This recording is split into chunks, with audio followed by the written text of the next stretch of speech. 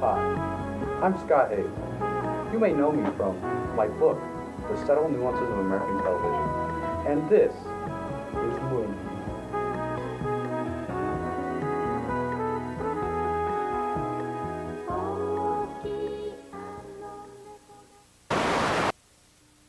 Money. It's this thing what everyone wants, but never has enough of. Today, we're going to talk about how money has changed and evolved since Mesopotamian times. Well, what does money even have to do to be money? Money falls into three sets of three rules. The first set of rules being the three properties of money. The first property of money is it has to be able to measure the value of things. 2, unit of account. This means you can see the value of something dependent on the price of it. And 3, store value. This means you can hide money in a desert, in a barrel, in the middle of nowhere, and the money won't lose its value as long as it's there. It'll still be worth something in whatever monetary money system that you have locally instated in your state of government. Well, what stops money from being any old piece of garbage you find behind your house or a landfill? Well, it has to follow 3 basic principles. 1 being, it has to be durable and easily carried around. Have you ever heard of the Japanese? It's Japanese! Well, that's dumb.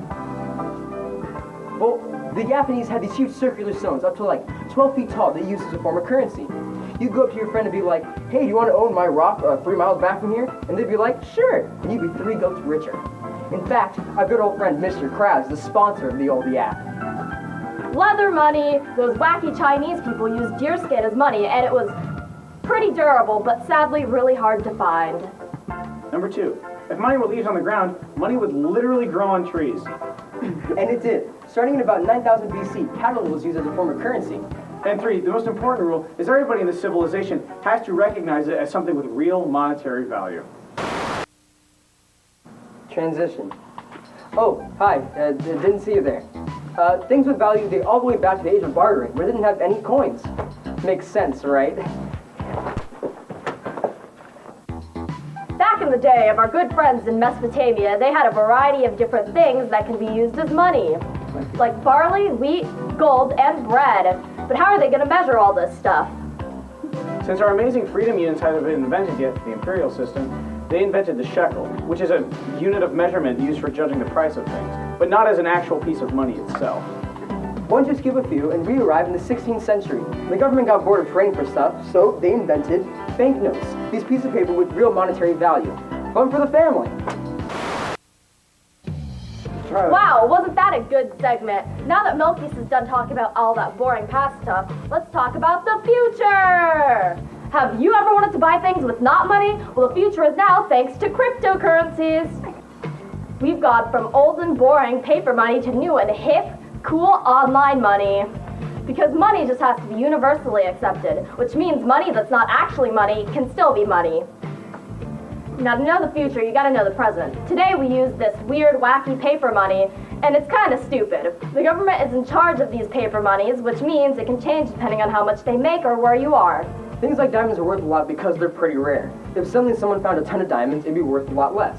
And the same thing goes for money. Recently, Venezuela needed a lot more money, so the government printed some more, and the money depreciated in value. So it needed more money, and so it depreciated more value again. And as of 2014, they have the highest inflation rate in the world at 69%. And as of last June, a month's salary can buy you 2 cups of coffee. And by the end of this year, their inflation rate is expected to be 10 million%. Now, there are these things called cryptocurrencies, which is online money. These monies are raised in value by how much people invest in them, and the government isn't involved at all. This way of money works so cryptocurrencies are either worth thousands of dollars, like Bitcoin, or even worth less than 1 cent, like Dogecoin. Since the future doesn't look too bright, just invest into some cryptocurrencies and rebel against the government-mandated money. Well, to summarize it all, money's got stupid important rules. And it's created over a long period of time. And to Venezuela, it's useless. Alright guys, this took us 5 hours to make. See you later. Goodbye. Bye.